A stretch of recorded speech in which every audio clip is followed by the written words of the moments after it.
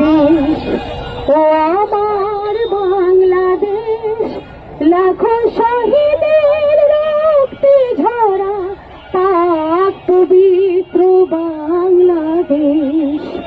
ও আমার প্রিয় দেশ, ও আমার বাংলাদেশ, লাখো শহীদের রক্তে ঝরা পাক পবিত্র বাংলাদেশ। ও আমার বাংলাদেশ। সবাইকে অসংখ্য ধন্যবাদ এবং সবাই আমার ভাইয়ের সঙ্গে থাকবেন ইনশাআল্লাহ। আমি আছি।